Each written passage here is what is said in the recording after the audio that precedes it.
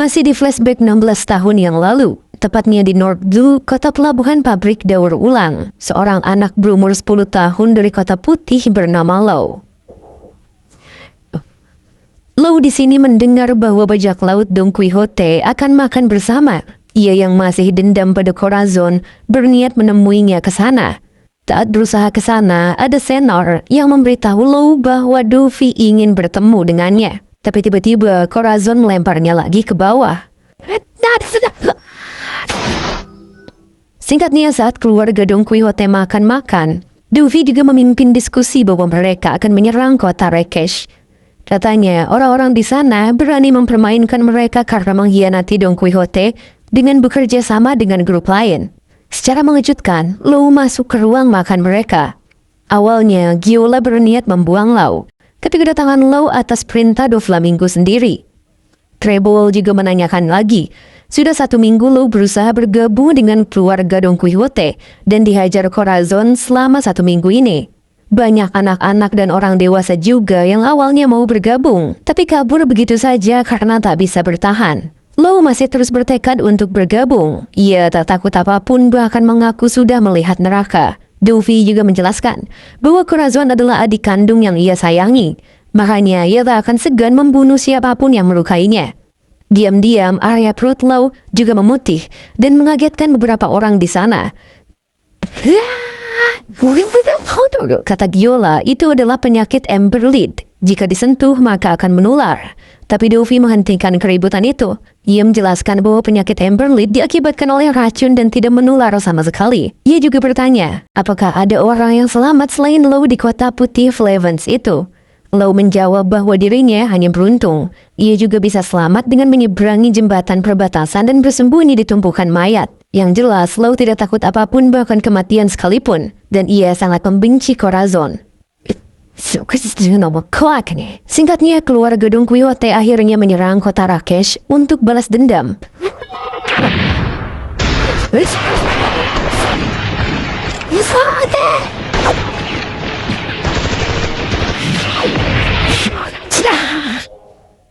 Setelah itu, Baby Five menanyakan asal-usul Lau yang berasal dari kota putih Flevens.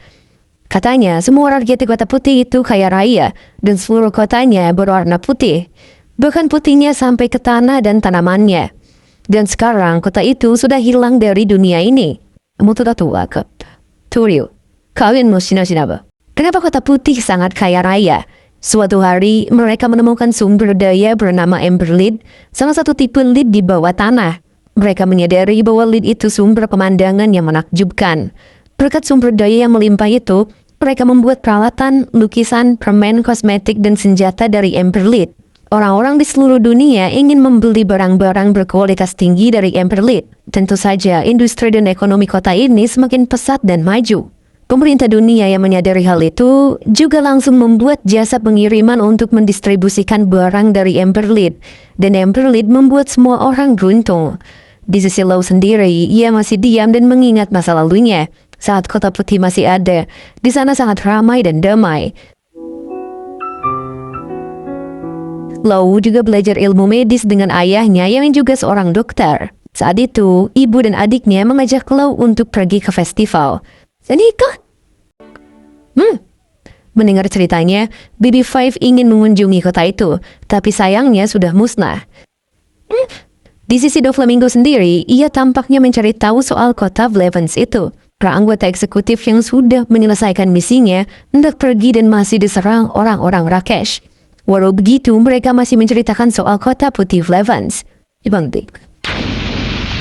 Katanya sekitar 1 abad yang lalu, saat industri Emberlid dimulai, pemerintah dunia melakukan survei terhadap geologi negeri tersebut dan mereka menemukan fakta yang sesungguhnya. Faktanya, Emberlid mengandung racun yang memberikan efek sangat kecil selama masih di dalam tanah. Jika dipegang, racun itu akan menjalar dalam tubuh. Namun anehnya, walau sudah menemukan fakta itu, pemerintah dunia maupun pihak kerajaan kota Flevens tetap merahasiakannya. Hal itu karena mereka dibutakan dengan kejayaan yang mereka punya. Masyarakat di sana juga terus menggali Emberlid tanpa tahu apa-apa. Selain itu, fakta terburuknya, racun itu meninggalkan bekas yang mendalam. Contohnya, lid yang masuk ke dalam tubuh anak kecil akan memiliki umur yang singkat. Dan saat anak itu tumbuh lalu memiliki anak, umur anaknya juga akan lebih singkat. Dan ini disebut sebagai efek negatif generasi selanjutnya. Jangka hidup dari generasi ke generasi semakin mengecil. Balik ke Lau, ia masih mengingat masa lalunya saat Lau bersama ibu dan adiknya ke festival. Adiknya terkena racun Amberlead itu. Saat itu juga di beberapa tempat, para penduduk mulai berjatuhan. Semua generasi terserang penyakit dalam waktu yang bersamaan. Kulit dan rambut mereka mulai memutih dengan cepat. Dan satu persatu penduduk mulai mati karena sakit yang mereka alami. Buruknya lagi, tidak ada dokter yang bisa menyembuhkannya. Tapi sebenarnya, tragedi sesungguhnya dimulai setelah cerita itu. Melihat para penduduk Kota Putih mati dengan gejala yang sama, para penduduk di negara tetangga pun mulai berpikir kalau Amberlead adalah penyakit yang menular. Bahkan mereka menutup semua jalur keluar masuk dari negeri itu, sehingga Kota Putih pun terkurung. Pihak kerajaan Flevans juga mendapat bantuan pemerintah dunia dan malah langsung melarikan diri tanpa memberi solusi. Akhirnya, para penduduk Kota Putih mencari keselamatan dari negara tetangga dan malah diperlakukan seperti monster yang keluar kandang lalu ditembak mati. Amayoni.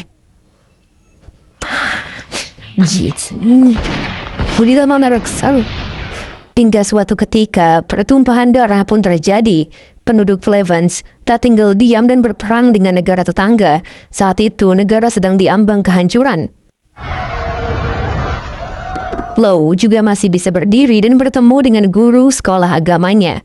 Gurunya itu mengatakan bahwa mereka akan diselamatkan oleh prajurit baik hati. Namun Lau menolak, karena adiknya sedang sekarat. Mengetahui hal itu, gurunya mengasihani mereka, apalagi Lau tak bisa ikut kapal evakuasi yang akan gurunya dan murid lain gunakan untuk pergi.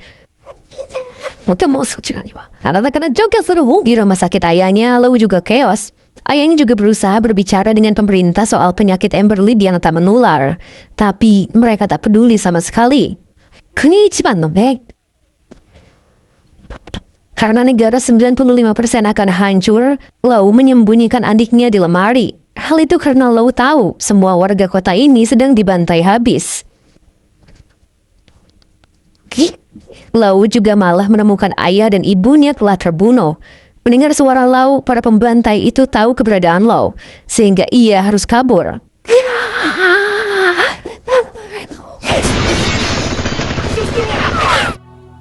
Saat kota benar-benar hancur, Lau berjalan sendirian. Naasnya lagi, ia menemukan mayat guru dan teman-temannya sendiri.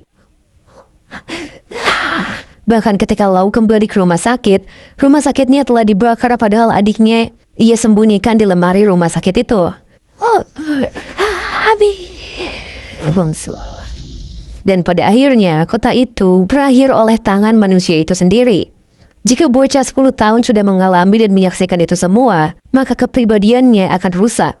Lau saat ini sedang berusaha membunuh Corazon. Dengan begitu, ia langsung menusuknya dari belakang. Namun si Buffalo malah menyaksikan kejadian itu dan berniat memberitahu Doflamingo.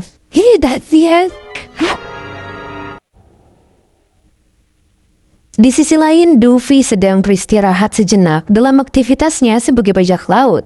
Ia tampak tertidur setelah membaca buku mengenai Kota Putih Flevans. Saat itu, Doofy lagi-lagi bermimpi buruk soal masa lalunya, di mana ia dan keluarganya sebagai mantan Tentribito diburu oleh seluruh warga saat itu. Ia, ayahnya, dan juga adiknya yaitu Rocinante sampai disalib di dinding. Warga juga tak membunuh mereka dan lebih memilih untuk menghabisi mereka dan membuat mereka menderita seumur hidup. Beberapa orang juga mengungkapkan dendamnya masing-masing, seperti anaknya yang dibunuh Tenryubito hanya karena berjalan di dekatnya, diperbudak Tenryubito sampai saat pulang langsung bunuh diri, negara mereka yang hancur karena pajak tinggi dari Tenryubito, dan lain sebagainya. Maka dari itu, dendam semua orang yang telah terkumpul sekarang akan dilampiaskan pada mereka yang telah menjadi mantan Tenryubito.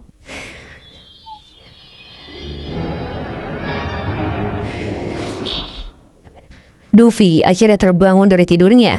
Tentu saja itu bukan sekedar mimpi buruk baginya, tapi masa lalu kelam yang penuh insiden tragis padanya. Setelah berusaha menenangkan diri, Doofy mengangkat denden Mushi yang mengabarkan soal Lau padanya.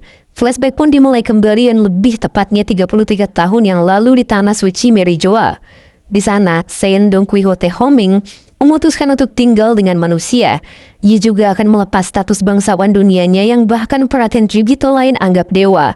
Selain itu, ia akan membawa istri dan 2 anaknya. Lagi ni mono? Mono desu.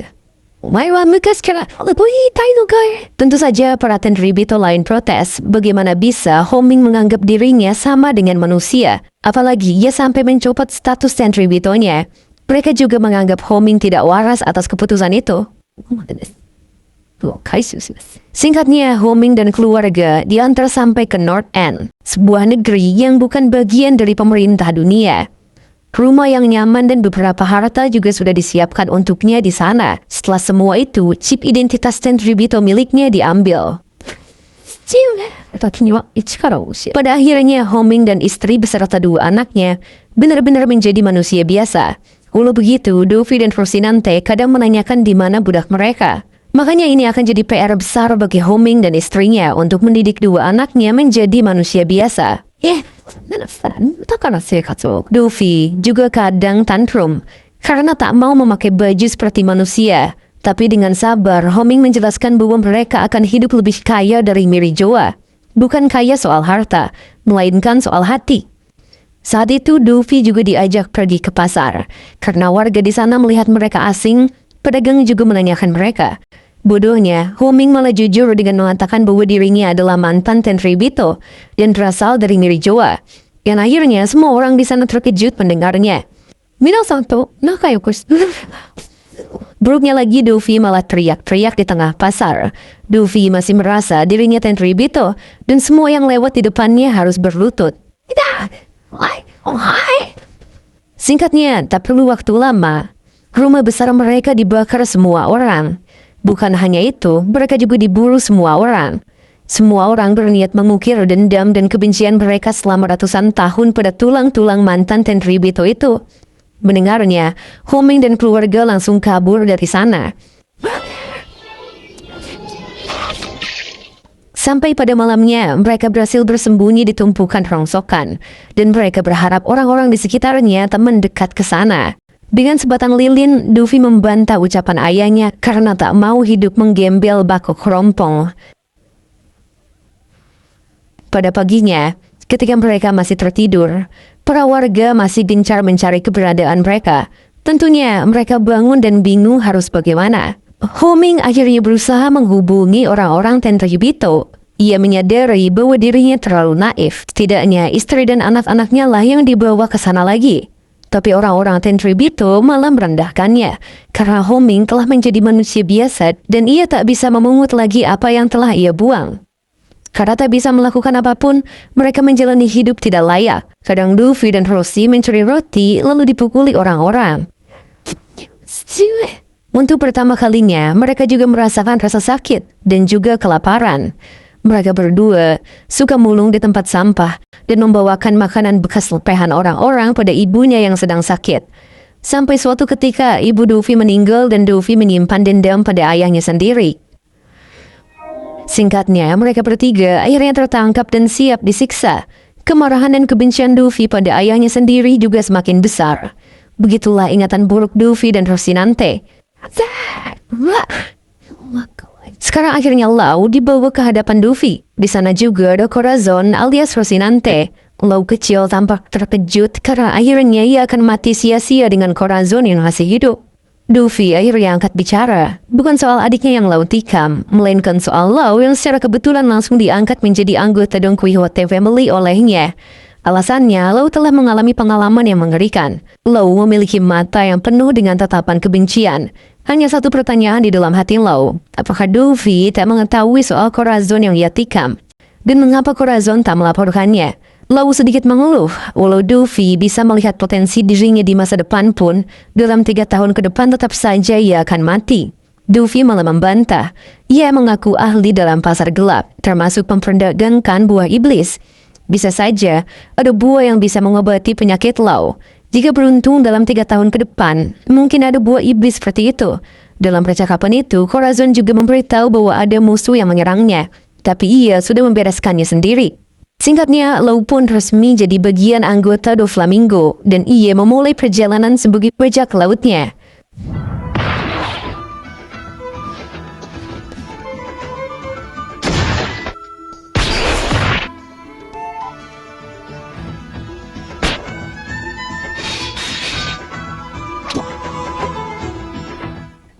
2 tahun kemudian, penyakit putih Lau sudah semakin banyak. Ia juga sering bermain dengan Baby Five dan Buffalo. Mereka saat ini sedang membicarakan nama asli mereka. Lau awalnya enggan untuk memberitahukan nama aslinya. Tapi karena Baby Five dan Buffalo mengancam akan memberitahukan kejadian Lau yang menikam Corazon, ia pun terpaksa memberitahunya. Yang ternyata nama asli Lau adalah Trafalgar di Waterloo. D adalah nama rahasia dan Water adalah nama keluarganya. Tapi Baby Five dan Buffalo yang masih kecil tak tertarik dengan nama itu. Corazon yang diam-diam mendengarkan nama asli Lau langsung membawanya ke suatu tempat. Di sana, ia langsung berbicara pada Lau bahwa jika benar nama Lau seperti itu, maka Lau harus menjauh dari Doflamingo. Tentu saja Lau terkejut karena Corazon ternyata bisa berbicara. Corazon menjawab bahwa dirinya memang sedari dulu bisa berbicara. Lagi pula, Corazon tidak berbohong. Hanya saja Dovi sendiri yang mengira dirinya tak bisa berbicara. Karena Lau ngomongnya teriak-teriak, Corazon menggunakan kekuatannya yaitu membuat ruang di mana orang lain tak bisa mendengar mereka. Begitu juga dengan mereka yang tak bisa mendengar suara di luar. Gitu. Maka dari itu, Corazon mengaku bahwa dirinya adalah pemakan buah iblis nagi-nagi, alias si manusia tanpa suara. Intinya, Lau menangkap semua yang dilakukan oleh Corazon adalah kebohongan belaka, kecuali tingkah lakunya yang ceroboh. Pau akhirnya menanyakan tujuan Corazon. Untuk apa ia membohongi semuanya? Corazon hanya bertujuan untuk menjaga Kak Dovi agar tidak lepas kendali. Yang bahkan Corazon sendiri sebagai adik tak tahu bagaimana monster seperti kakaknya terlahir dari hati lembut sang ayah dan ibu. Hal itu jadi teringat masa lalu kelam mereka, di mana dirinya, Dovi dan sang ayah digantung dengan penuh siksaan. Ayah mereka yaitu Homing meminta semuanya menembakkan anak panahnya pada dirinya saja daripada pada kedua anaknya itu. Berbeda dengan Dovi, ia menggeram sampai kesal dan membuat semua orang heran. Apalagi Dovi saat itu bersumpah, mau seberapa gilanya siksaan semua orang padanya, ia tak akan mati dan ia akan membunuh semuanya suatu saat. Bagi Corazon, Dovi terlahir sebagai iblis dan tak takut apapun. Orang-orang yang mengetahui kebrutalannya adalah 3 anggota eksekutif dan Corazon pertama yaitu Vergo. Saat itu, Vergo sedang menjalani misi rahasia di tempat lain. Saking rahasianya, detail misinya itu dirahasiakan pada anggota Don Quixote lain. Pokoknya Corazon hanya meminta Lau pergi saja dan tak boleh mendekati Doflamingo. Karena Lau yang menyandang marga D adalah keluarga yang ditakdirkan. Bahkan, Corazon juga memberitahu. Dulu di kampung halamannya, anak-anak diberitahu bahwa anak nakal akan dimakan oleh D. Selain itu, buktinya juga banyak. Orang-orang yang memiliki nama D memiliki reputasi. Lalu para orang tua akan mengerutkan dahinya dan bergumam bahwa D akan memberikan bencana pada kita semua. Tidak ada yang tahu kebenaran soal D, tapi nama itu sudah diwariskan secara rahasia dan terus-menerus ke seluruh penjuru dunia. Dan di beberapa tempat, mereka menyebut keluarga D sebagai musuh alami para dewa. Jika dewa itu maksudnya adalah Tenryubito, maka tujuan keluarga D mungkin menghancurkan dunia. Tapi itu sama sekali berbeda dengan apa yang diinginkan Dovi. D adalah kebalikan dari dewa. Lau tak mengerti. Ya, masih terlalu dini untuk paham semua itu. Apalagi ia tak ada tujuan hidup karena setahun lagi ia akan mati. Yang ia pikirkan hanyalah berbuat seenaknya di bawah perintah Dovi. Maka dari itu, ia kabur dan berencana memberitahu Dovi bahwa Corazon ternyata bisa berbicara. Kebetulan di sana juga ada Baby Five dan Buffalo yang akhirnya mereka pergi bersama. Baby Five, iya. Corazon kehilangan Lau dan ia cukup panik dengan nasibnya sekarang. Corazon akhirnya berusaha santai sambil merencanakan kabur jika Lau benar-benar memberitahu pada Dovi. Tapi nyatanya Dovi belum tahu apapun. Malah Dovi mengajaknya untuk segera naik ke kapal karena suruh dari angkatan laut mengetahui keberadaan mereka. Lau yang diam-diam berada di sana juga mengatakan bahwa ia tak akan mengatakan apapun pada Dovi. Ia menganggap ini sebagai hutang budi 2 tahun lalu saat Corazon juga tak mengatakan apapun soal Lau yang menikam dirinya. Singkatnya, saat mereka berlayar dan diserang angkatan laut, mereka membutuhkan Corazon. Tapi pria itu malah tidak ada. Senor juga menemukan surat dari Corazon yang bertuliskan bahwa ia pergi untuk mengobati penyakit Lau. Ya, guys. Wah, di sisi Corazon, Lau juga terus teriak-teriak karena merasa diculik. Saat dihubungi oleh Duffy, Corazon juga enggan mengangkatnya. Singkatnya, Corazon benar-benar niat untuk mengobati Lau. Ia bahkan mencari informasi soal dokter-dokter di bukunya. Setelah itu, ia juga menghubungi seseorang. Corazon meminta izin pada orang itu untuk meninggalkan misinya sebentar. Yang nyatanya, orang di balik telepon itu adalah Sengoku. Sengoku juga mengizinkan Corazon dan menyerahkan soal Don Quixote Family itu padanya. Sengoku juga melihat catatan identitas Komandan Angkatan Laut. Yang nyatanya si Corazon alias Rocinante ini adalah seorang Angkatan Laut. Tak lama, seseorang datang ke ruangan Sengoku. Ia adalah Vergo. Saat itu, karena Vergo memiliki potensi luar biasa, Sengoku meminta Vergo dipindahkan ke G5. Balik ke Corazon. Lau terus kepo pada Corazon, tapi Corazon tak memberitahukan semuanya, bahkan identitasnya sebagai Angkatan Laut. Yang Corazon lakukan hanyalah membawa Lau pada rumah sakit. Setelah bertemu dengan dokternya, dokter itu kaget parah karena penyakit Lau adalah Amber Lead. Apalagi mereka semakin histeris ketika tahu bahwa Lau berasal dari Kota Putih. Karena respon mereka seperti itu, Lau merasa masa lalu kelamnya terasa kembali. Ia memilih kabur dari sana sambil menangis.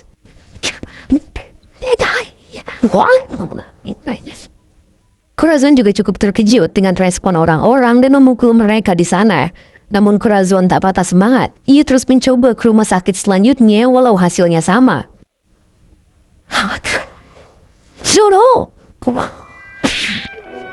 Sudah 8 rumah sakit Corazon kacaukan karena tak mau menerima pasien yang ia bawa. Bahkan mereka jadi diburu. Yang buruknya, bahkan sebelum sampai mereka ke kota selanjutnya, rumah sakit bahkan kota itu sudah memblokir mereka. Setelah 6 bulan berlalu, Corazon akhirnya merenungkan apa yang ia lakukan selama ini. Ia yang awalnya berniat menolong Lau, malah terus membuat bocah itu merasakan tragedi kelamnya lagi. Bahkan, Lau juga belum kunjung membaik sama sekali. Di malam yang tenang itu, Corazon tak kuasa menahan tangisnya. Ia seperti merasakan rasa sakit Lau dan sangat kasihan pada bocah ini. Ia juga mengatakan bahwa tikamannya di masa lalu tak terasa sakit sama sekali. Justru Lau sendirilah yang merasakan kesakitan. Diam-diam Lau juga mendengarkan semua ucapan Corazon dan ia ikut menangis. Pada paginya, Corazon dibangunkan oleh Lau yang telah membuat sarapan. Bahkan Corazon cukup senang karena untuk pertama kalinya Lau memanggil Corazon.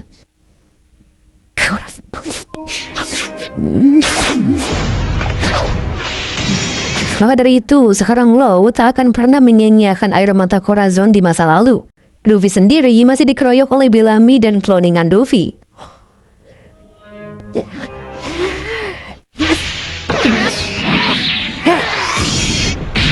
Karena agak kesulitan akibat dua lengannya yang terikat, Luffy membesarkan lengannya dan memutuskan benang itu dengan Bushoshoku. Sedangkan di sisi Lau sendiri, di tengah-tengah pertarungannya, ia malah kembali teringat masa lalunya dengan Corazon. Setelah Corazon bangun saat itu, mereka dikagetkan dengan denden mushinya yang berdering. Yang ternyata, panggilan itu dari Doflamingo. Luffy menanyakan bagaimana kabar Corazon dan Lau. Masih dengan samarannya, Corazon mengetuk denden mushinya sebagai jawaban ya atau tidak. Dan lebih mengagetkannya lagi, Luffy ternyata memiliki solusi untuk mengobati penyakit Lau, yaitu dengan buah iblis OP-OP. Katanya, Angkatan Laut memasang harga tinggi untuk buah iblisnya. Selain itu, para bajak laut bodoh tersebut berniat menjualnya tanpa tahu nilai sebenarnya dari buah iblis tersebut. Maka dari itu, Luffy berniat mencurinya.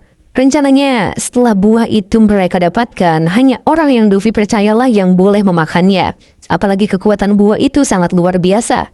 Dan orang itu adalah Corazon sendiri sebagai adik kandungnya. Dengan buah itu, Corazon bisa menyembuhkan penyakit Lau. Setelah menghubungi Corazon, Luffy meminta pendapat para eksekutif. Menurut Diamante, bisa jadi Corazon adalah mata-mata. Karena setelah 6 bulan Corazon pergi, Angkatan Laut Osuru juga tak mengejar mereka lagi. Tapi di sini, Luffy belum mau mencurigai sepenuhnya. Terlebih, ia adalah adiknya sendiri. Apa yang itu? Di sisi Corazon, ia sangat bahagia karena ada secerca harapan untuk menyelamatkan Lau dari penyakitnya. Nantinya, dengan OP-OP Nomi, mereka bisa melakukan operasi dan menyembuhkan penyakit yang bahkan belum pernah diketahui sebelumnya. Dan sebagai modal, mereka butuh pengetahuan medis. Terlebih lagi, Lau adalah anak dari dokter terpercaya di Kota Putih dulu. Corazon juga tahu bahwa Lau telah belajar ilmu medis dan teknik-tekniknya sejak dini, yang tentu saja buah itu sangat cocok untuk Lau. Lau awalnya menentang karena Duffy sendiri meminta Corazon yang memakannya, tapi Corazon menjelaskan bahwa Duffy tak tahu adiknya ini adalah memakan buah iblis. Lagi pula dirinya dan Lau tak akan pernah kembali ke kapal Duffy. Bukan tanpa alasan, tapi Corazon merasa bahwa Duffy mungkin sudah mengetahui bahwa dirinya adalah seorang pengkhianat. Makanya, ada alasan lain mengapa Duffy meminta Corazon memakan buah OP-OP, yaitu mengincar keabadian dengan mengorbankan nyawa Corazon sendiri. Sekarang, Corazon berencana mencuri buah iblis itu untuk Lau makan, lalu mereka akan bersembunyi di suatu tempat. Tanpa menunggu lama, Corazon langsung menghubungi Sengoku sekarang juga. Corazon langsung memastikan pada Sengoku soal kebenaran transaksi buah iblis OP-OP. Sengoku terkejut, karena seharusnya kabar itu sangat rahasia. Buruknya lagi, Corazon tahu dari Doflamingo sendiri seorang bajak laut berbahaya. Corazon langsung memberikan informasi itu. Bahwa bajak laut Duffy akan mencuri buah itu sebelum transaksi. Makanya, Corazon ingin tahu lebih banyak soal transaksinya. Katanya transaksi akan dilakukan 3 minggu lagi di Pulau Rubek. Rencananya Corazon akan bertemu dengan Duffy di Pulau Swallow atau pulau dekat Rubek 3 hari sebelum transaksi. Setelah tahu itu, Sengoku berniat menangkap bajak laut Duffy.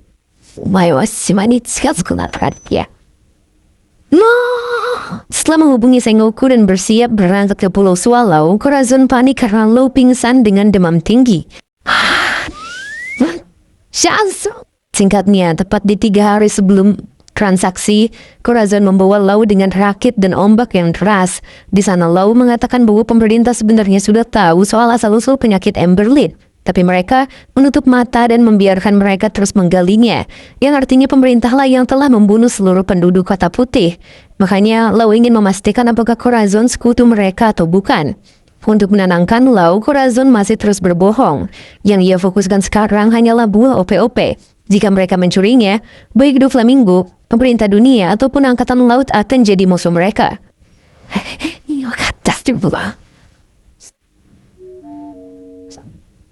Setelah mendekat ke pulau ketiga yaitu Minion, Corazon menghubungi Sengoku lagi. Sengoku mengatakan bahwa bajak laut yang hendak menjual buah iblis itu berada di pulau Minion. Satu kapal patroli juga sedang mengawasi pergerakan bajak laut itu. Sementara itu di Pulau Swallow sudah ada 2 kapal perang yang siap. Pokoknya angkatan laut tak akan membiarkan Doflamingo mencuri buah iblis itu.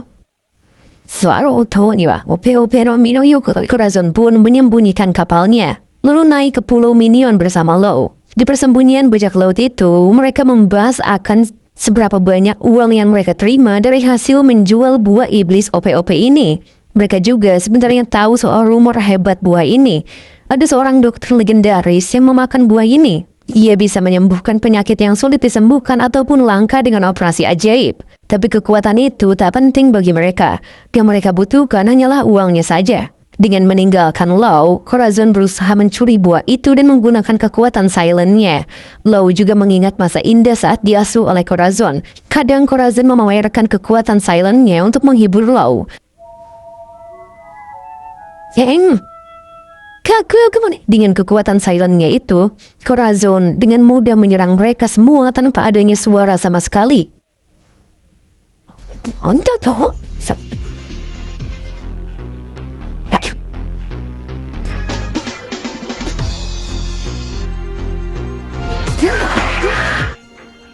Corazon dengan sempurna dan bahagia mendapatkan buah iblis itu. Tapi karena kecerobohannya yang terpeleset dan jadi sasaran empuk para kru yang mengejarnya.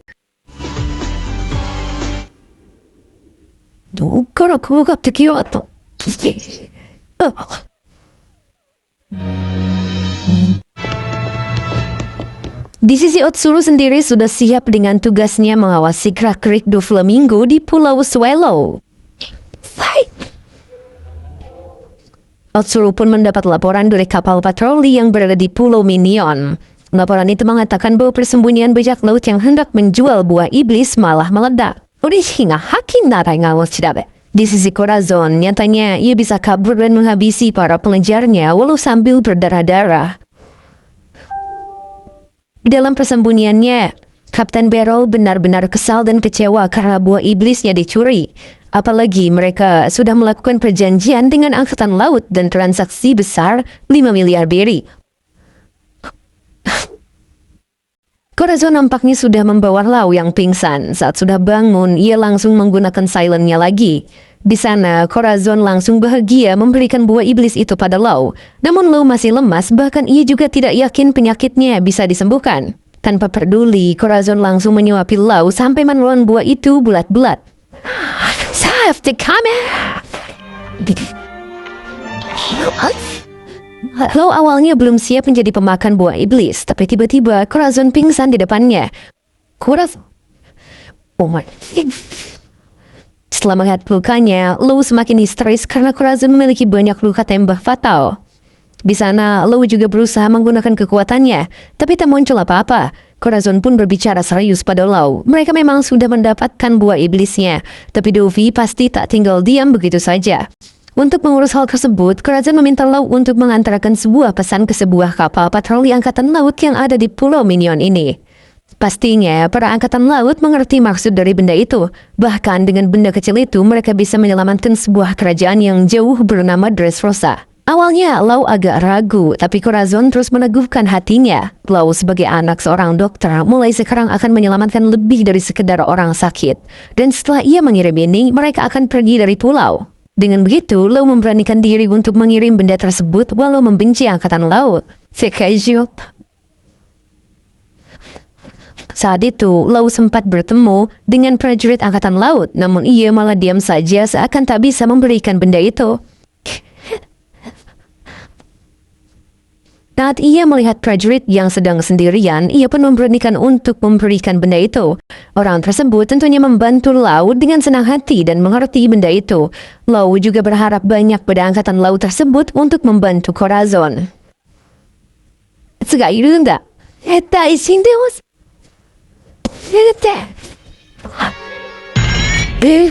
Setelah Lau membawanya ke tempat Corazon, tentu saja Corazon merasa sial. Dari banyaknya angkatan laut, mengapa si Virgo yang datang padanya? Karena Corazon bisa ngomong, Virgo jadi curiga. Lau juga baru ingat siapa itu Virgo. Virgo juga membuka benda yang dikirim Corazon itu. Corazon juga baru tahu Virgo bertugas penyusup di angkatan laut. Setelah membaca gulungan itu, Virgo pun paham dan langsung menendang wajah Corazon.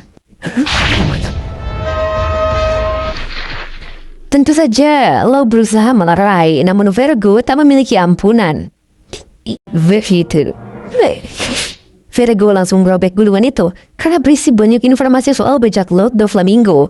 Jika angkatan laut tahu, keluarga Don Quixote bisa bubar seketika.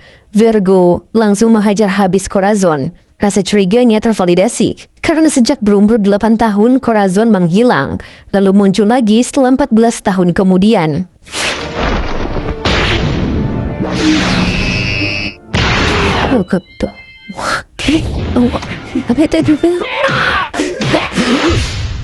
Setelah dengan nikmat membuat Corazon dan Lau tak sadarkan diri, Virgo menghubungi Dovi dan memberitahu semuanya.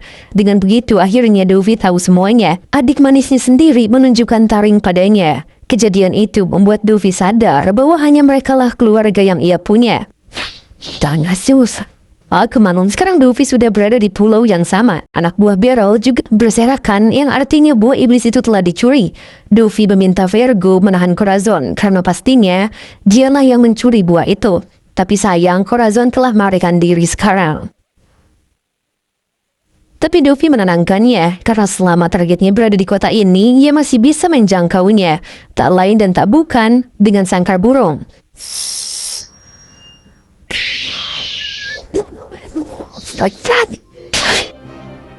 Tentu saja sangkar burung itu membuat panik semua orang yang berada di dalamnya. Corazon yang melihatnya juga sudah tahu, yang pasti mereka tak akan bisa keluar.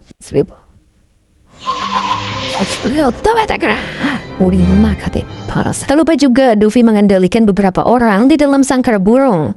Corazon pun mendekati Lau. Hanya Lau saja mungkin ia bisa membuatnya kabur karena ia merasa tak ada kesempatan hidup lagi bagi dirinya.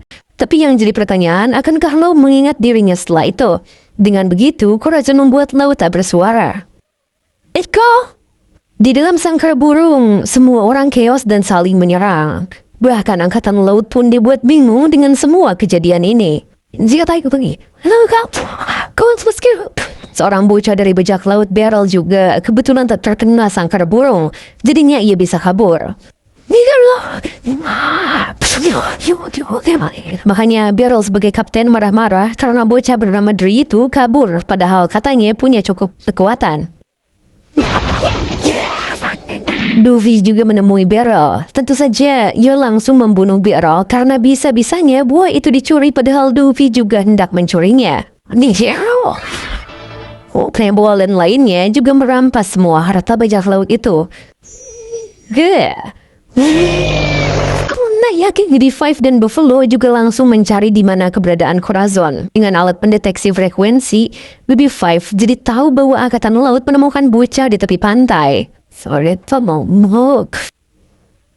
Di sisi Luffy, ia masih merenung dan mengingat masa lalunya. Saat itu, ia dikenalkan Treble oleh Vergo. Treble lah yang membuat Luffy menjadi orang gila yang bahkan berani menembak ayahnya sendiri.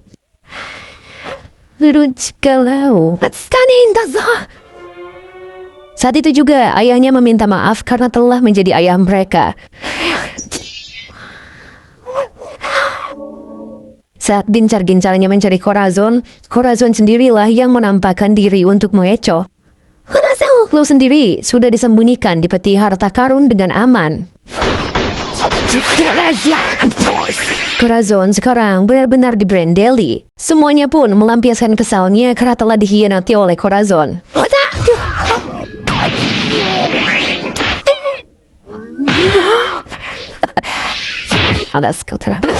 Dan pada akhirnya kakaknya pun datang.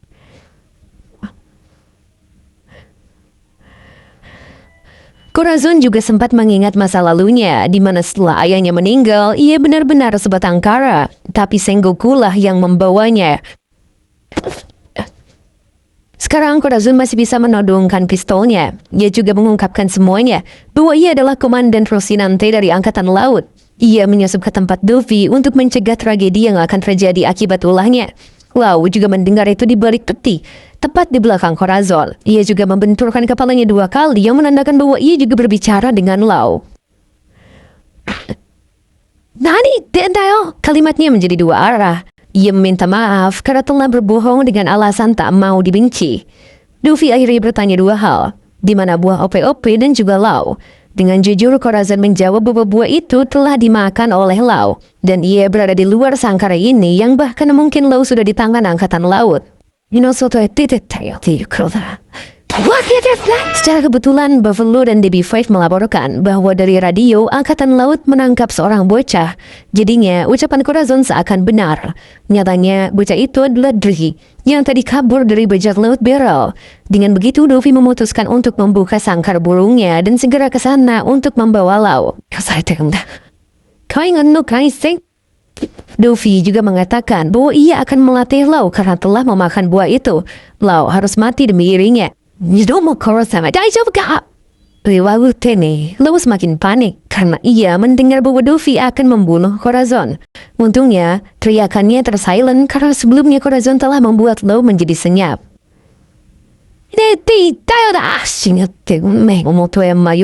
Walau tak bisa menembaknya, Corazon masih berani berdiri dan berbicara lantang bahwa Lau takkan pernah menuruti Luffy karena ia sudah berbeda.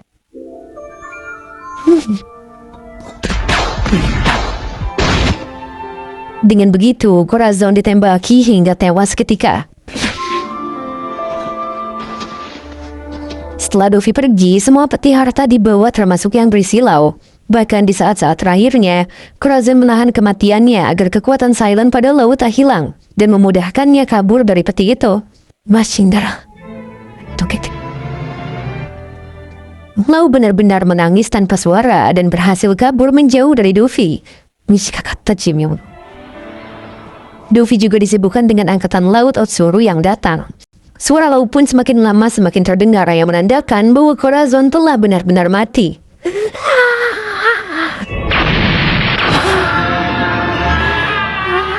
Setelah kematian Corazon, Law menyimpan dendamnya dan sekarang membalasnya setelah 13 tahun.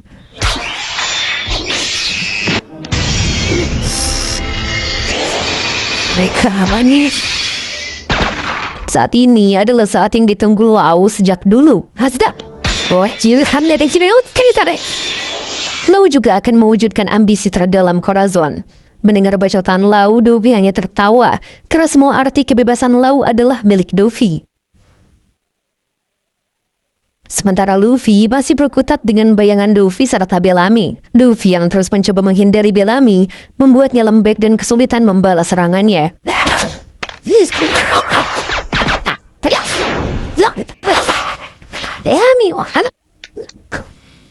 Kembali pada Law, ia mengingatkan Luffy jika Luffy adalah orang dengan margadi. Karena Luffy seorang tentara Yubito, maka tak mustahil jika Luffy yang bermargadi ditakdirkan untuk membunuhnya. Mungkin tak harus Luffy, tapi Law juga bermargadi yang mungkin dapat membunuh Luffy.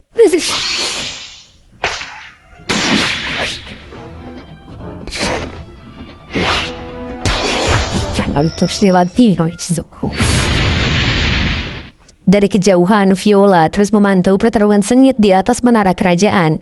Ini pertarungan terbagi menjadi 3 kelompok besar, yaitu puncak dataran tinggi, di patung Kika, dan di pabrik Smile. Tersisa 10 eksekutif Don Quixote yang masih berdiri. Senyor Pink juga berusaha melindungi pabrik Smile. Pika yang melawan Zoro. Di dataran tinggi ada Luffy juga Treble. Diamante pun berada di Taman Bunga melawan Kiros. Tanya itu masih ada Gladius, Dillinger, Lauji, Mac5 juga BP5. Usopp yang mendengar Viola hanya bisa tegang karena dirinya tak mampu bergerak lagi.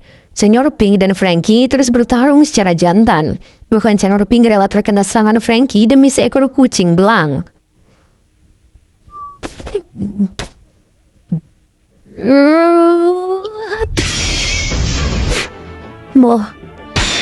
Dari semua pertarungan ini, mereka semua sudah banyak terluka, dan mungkin saja akhir dari pertarungan sudah dekat. Di lantai bawah, Luffy masih sibuk dengan Luffy palsu. Karena saat Luffy berhasil menyerangnya, Luffy selalu membuat Bellamy menjadi tameng atas serangannya Luffy.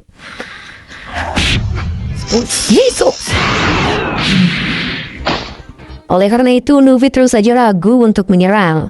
Sementara di Taman Bunga, Kiros terus memberondongi Diamante dengan serangan.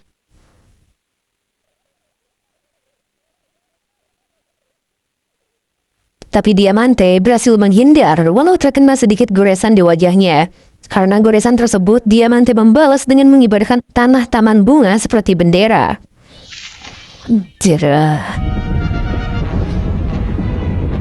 Dan tentu saja Kiros yang buntu merasa kesulitan untuk berdiri. Di sisi lain, Robin berniat menyusul ke atas karena khawatir dengan Rebecca yang menyaksikan pertarungan para monster. Untungnya ada Bartolomeo yang dapat melindungi Robin agar bisa naik ke atas.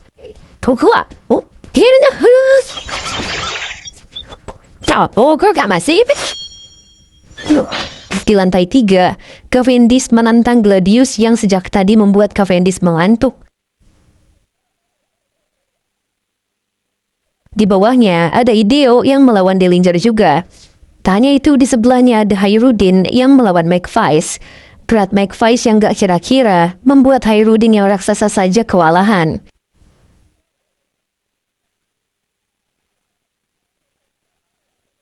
Sementara BP5 masih melawan pangeran cintanya yaitu Sai. Tak jauh juga, Lauji bertarung melawan Don Chinjau.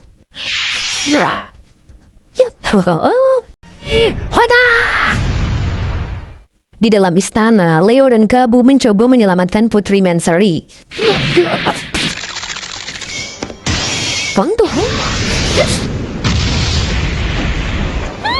Seluruh isi kerajaan sedang bertarung, bahkan rakyatnya berlarian mencari perlindungan.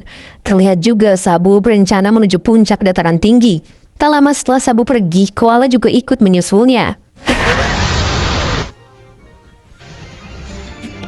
Walau semua eksekutif telah dikalahkan, tapi jika Luffy belum kalah, maka mereka akan terjebak di sangkar burung itu.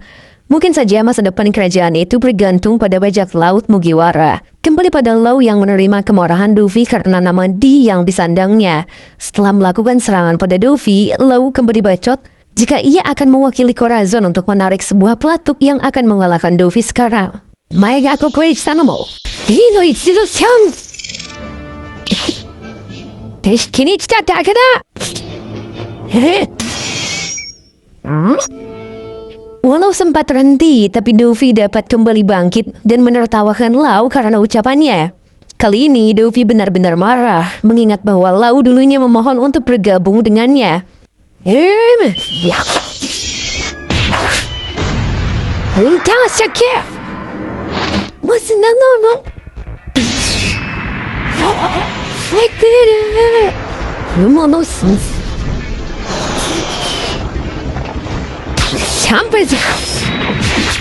Rangkaian serangan Law juga berhasil ditangkis oleh Luffy yang menyisakan treble idiot yang mengejek Law.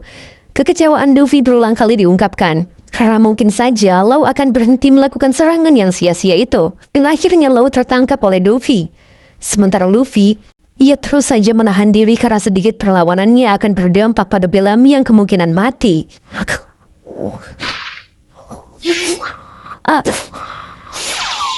Kalau Bellamy sudah ikhlas, bahkan memohon jika Luffy membunuhnya daripada menjadi penghalang. Dengan Bellamy memohon, ditambah sebuah ejekan dari bayangan Luffy, membuat Luffy semakin enggan membunuh Bellamy.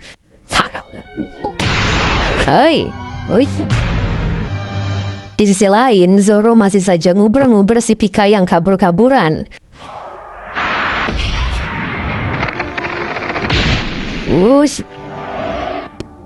Di tengah pengejaran Zoro, ia dibantu oleh Orlumbus yang ikut membantai bawahan pasukan Luffy.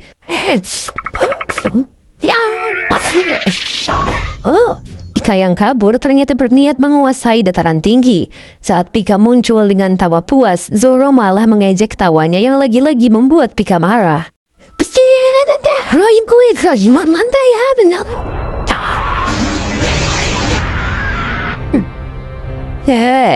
Kembali pada Luffy yang mencengkram tangan Law erat. Luffy menganggap Law bodoh karena telah melawan musuh yang bukan levelnya. Jika Law cerdas untuk mengalahkan Luffy cukup dengan membuat Kaido marah saja. Tapi karena tersulut emosi tentang Corazon, Law rela menyakiti dirinya sendiri. Luffy juga mengingatkan Law tentang surat yang Corazon titipkan. Surat itu akan menyelamatkan kerajaan Dressrosa saat itu. Tapi Law malah memberikannya pada Vergo yang merupakan anak buah Luffy. Jadi Luffy menyalahkan Law atas segala yang menimpa kerajaan Dressrosa saat ini. Tak hanya itu, Luffy lebih menyalahkan Law atas semua pengorbanan Corazon yang sia-sia. Sembari menjatuhkan diri bersama Law hingga tangan Law terputus. Diguna ya.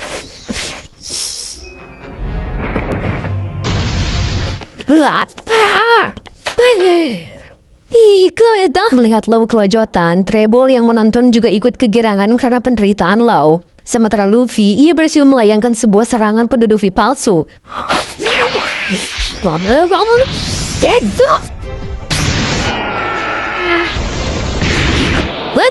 Bersamaan dengan hancurnya bayangan Luffy, Law akan dibunuh oleh Luffy dengan pistol yang sama dengan waktu itu.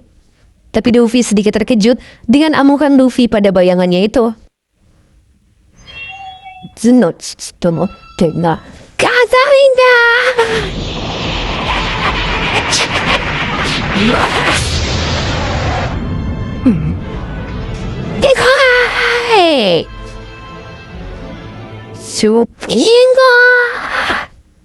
Setelah mengalahkan Luffy palsu, tak cukup untuk membuat Law melawan Luffy. Karena Luffy terus saja menggunakan Bellamy sebagai boneka.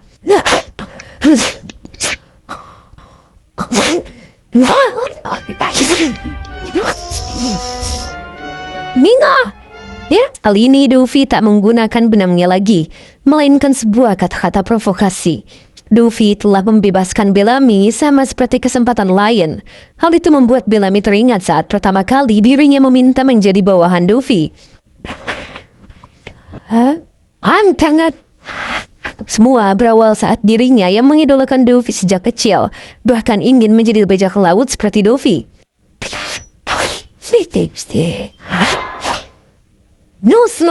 Saat itu Luffy mengizinkan Bellamy berada di bawah naungannya. Tapi jika Bellamy kalah oleh seseorang, mau tak mau mereka tak boleh bersama dengan bajak laut Luffy lagi. Yata! Kenzo di Furima, pandai-pandai dong minum. Bellamy juga teringat saat pertama dirinya dikalahkan oleh Luffy.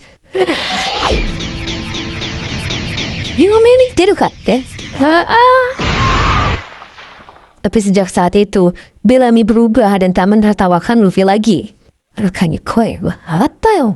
Selama ini Bellamy telah hidup dalam kesempatan yang diberikan Luffy, tapi selama itu juga tak membuat Bellamy sadar jika tujuan Luffy bukanlah menjadi bajak laut. Berbeda dengan dirinya yang ingin menjadi bajak laut, sementara Luffy ingin menjadi apa saja selama dapat menghancurkan dunia. Kini Bellamy mengumpulkan semua tenaganya untuk melawan Luffy yang terakhir kalinya. Padahal Luffy sudah berniat menghajar Luffy demi Bellamy. Hal itu untuk memvalidasi jika bukan hanya Luffy yang bertambah kuat, melainkan dirinya juga. Namun dengan semua luka di tubuh Bellamy, mungkin saja ia tak dapat menahan semua itu. Di sisi lain, Pika masih saja sibuk mengotak-atik struktur batu dan tanah, bahkan memberi dampak pada pertarungan lainnya.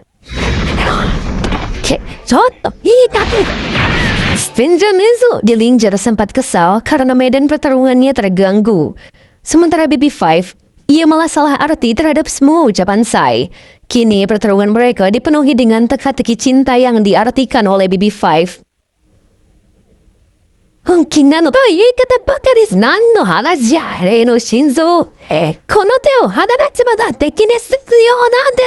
Di samping itu, McFice menghajar Hayurudin hingga raksasa itu tak bergerak lagi. Dengan kemampuan beratnya, mana mungkin musuh tahan dengan hal itu.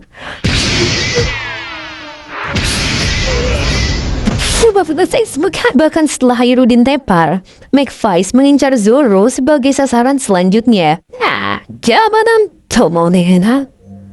Tak diduga, Hayurudin yang terkapar masih tersadar jika dirinya memiliki mimpi menjadi raja para raksasa. Tapi setelah kalah dalam banyak pertarungan, bahkan diubah menjadi mainan, Hayurudin belum berhasil membalas budi hingga dirinya heran mengapa dirinya masih hidup walau sudah gagal. Untungnya, Hayurudin bangkit dan merasa dirinya masih sanggup melawan musuhnya. Dengan seluruh kekuatan jiwanya, bahkan sampai tulang belulangnya remuk, Hayurudin berhasil menghempaskan McFice ke langit.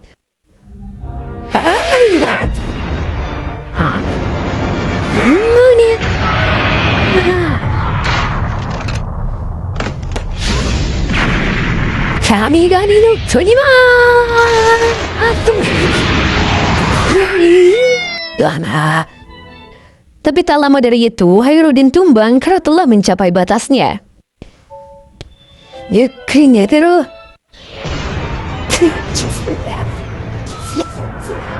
Luffy masih membujuk Bellamy untuk berhenti. Zoro heran dengan Pika yang membabi buta.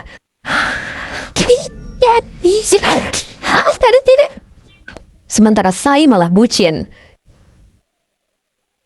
Hanya Dillinger dan Don Qingzhou yang masih bertarung tanpa henti. Tapi Don Qingzhou dikeroyok habis-habisan oleh Lao Ji dengan serangannya yang banyak itu.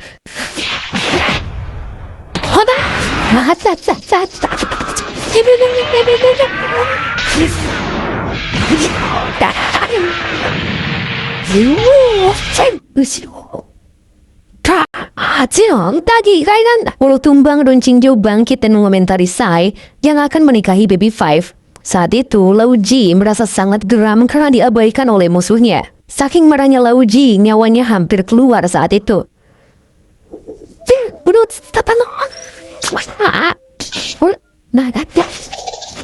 Kemudian pada Sai yang meminta BB5 bunuh diri karena sebelumnya BB5 menawarkan sesuatu untuk dilakukan. Dengan BB5 mati, mungkin anggota eksekutif akan berkurang.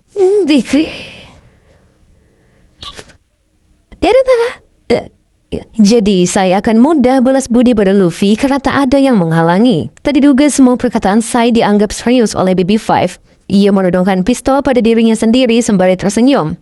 Walau Sai telah mengungkapkan bahwa dirinya tak bermaksud seperti itu, namun Baby Five tak mengubah tekannya. Don Qingzhou meminta Sai untuk tak peduli, tapi Sai rela melawan kakinya dan menghampiri Baby Five. Zizi, ya, Sai. Ya, Baby Five teringat saat dirinya ditinggalkan karena tak dibutuhkan oleh ibunya sendiri.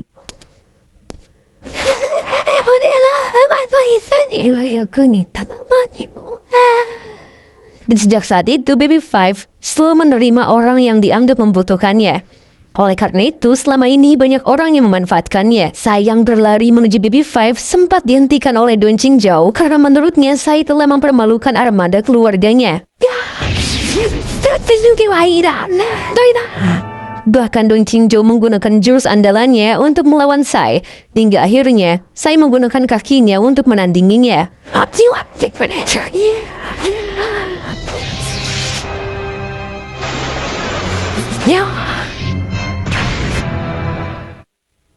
Dengan begitu, Don Qingzhou berhasil kalah oleh Sai cucunya sendiri.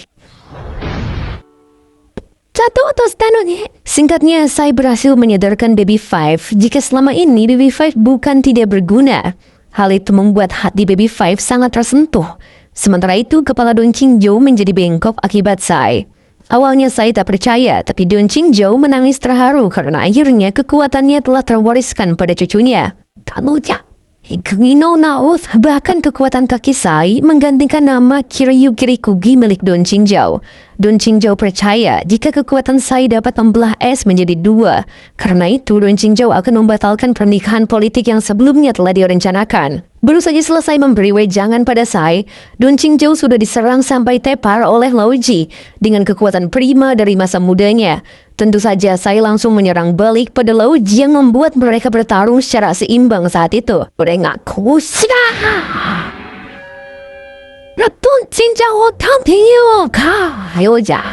Tapi Sai dengan tekad balas dendam atas kakeknya dan balas budi pada Luffy, ia terus bersemangat melawan Lao Ji. Sementara Lao Ji berniat untuk tak menyerahkan Baby Five pada Sai, makanya ia menyerang Sai.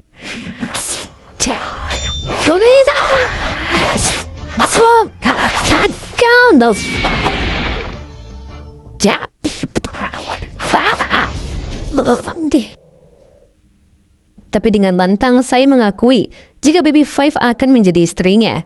Hal itu dibarengi dengan kekuatan kaki Kiryu Kirikugi miliknya yang melayang di kepala Lao Ji hingga tanah terbelah.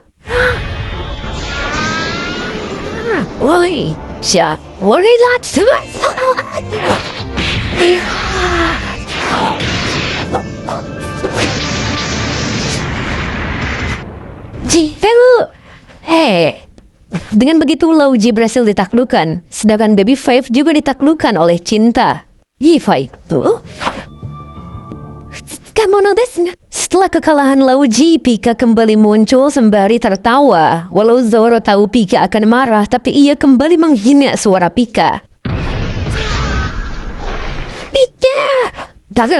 Akibatnya Pika menyeruakan bebatuan serta tanah di sekitar. Dari tadi Zoro menyerang, andalan Pika hanyalah kabur dan menghindar. Hal itu membuat Zoro lelah dan kehabisan akal.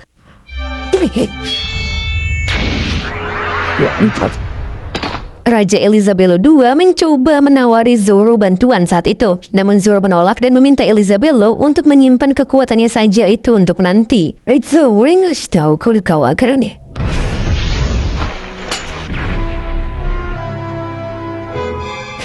Beralih pada taman bunga, tempat di mana Kiros berduel dengan Diamante. Diamante baru memastikan jika prajurit mainan yang menangis saat kematian Scarlet adalah Kiros. Karena itu Diamante paham bagaimana kebencian Kiros pada dirinya.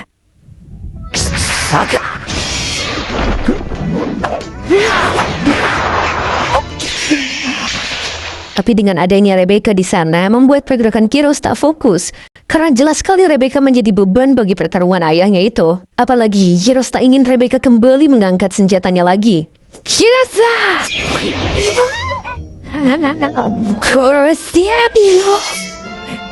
Semua pengorbanan Kiros selama ini semata-mata untuk menebus kesalahannya pada Scarlet.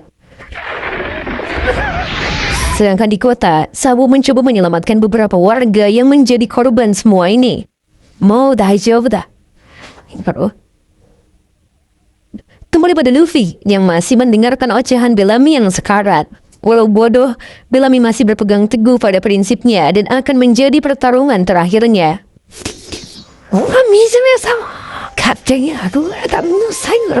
Bellamy terus mengingat Luffy di masa lalu yang menjadikannya sebuah alasan untuk bertarung lagi di masa sekarang. How do you?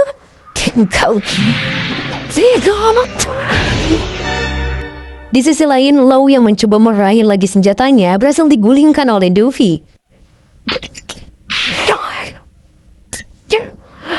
Luffy kembali menginjak Law seperti keset. Jika Law tetap mempertahankan semua permainan balas dendamnya, maka Luffy tak segan untuk menyiksa Law perlahan. Walau sempat menyerang Luffy, tapi Law tak ada apa-apanya. Hingga akhirnya, Law kembali terkena serangan Luffy lagi dan lagi.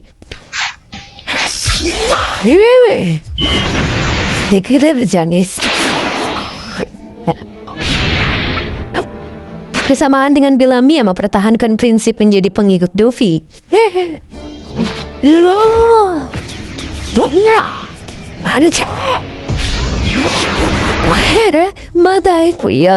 Sementara di sisi lain, Cavendish yang melawan Gladius terkejut dengan rencana Gladius. Semua permukaan tanah mengembung, yang berarti Gladius akan membuatnya meledak. Mengetahui itu, Cavendish berusaha membujuk Barto untuk memasukkannya dalam bentengnya. Tapi Barto masih banyak alasan dan menolak Cavendish, hingga akhirnya tanah-tanah tersebut meledak. Itu sih.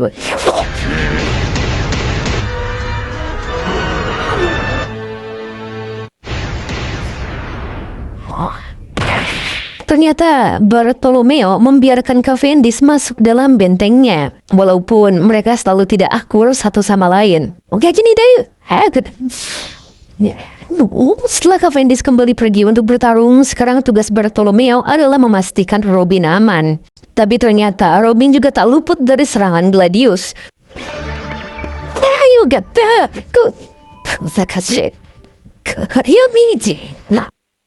untungnya keberadaan Bartolomeo sangatlah berguna saat itu. Salah satu masalah Barto adalah dirinya sendiri yang terlalu fanatik. Hal itu membuat suasana hatinya tak menentu seperti sekarang yang membuat Cavendish kesusahan.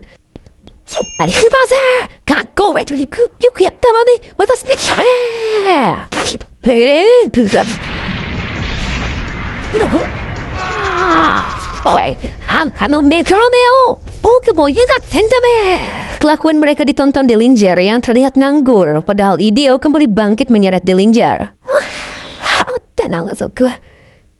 Ideo yang sudah setengah sekarat saat itu mencoba melawan Dillinger, tapi mau bagaimanapun Ideo sudah tak berada di kondisi yang baik. Apalagi saat Ideo memprovokasi jika Ideo dan lainnya akan bersatu.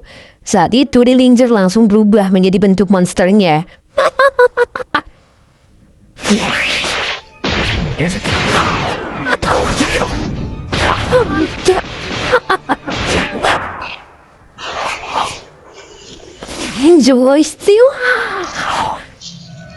Dillinger yang merupakan keturunan ikan petarung langsung menggigit Ideo hingga tumbang.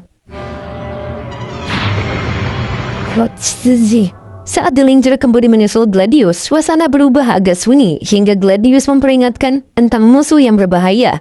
Belum selesai Dillinger mengejek, tak lama dirinya diserang oleh Hakuba yang bangkit.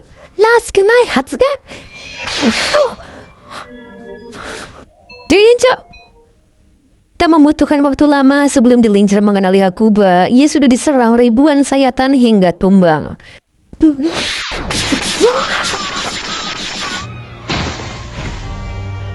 Bartolomeo dan Gladius yang menyaksikan tentu sangat terkejut. Apalagi semua orang tumbang tak bersisa, hanya karena kekuatan Hakuba saja. Saat itu Bartolomeo baru teringat orang yang berada di Colosseum. Untungnya Bartolomeo berada di balik bentengnya, walaupun Hakuba terus saja menyerang bagian luar benteng tanpa berbicara. Abe?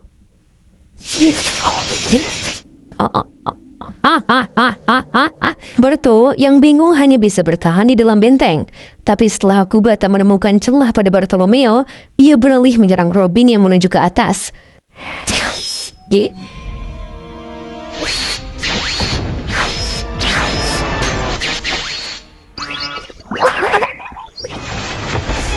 Untung saja Robin cepat sadar dan berhasil menangkap Hakuba. Yuk.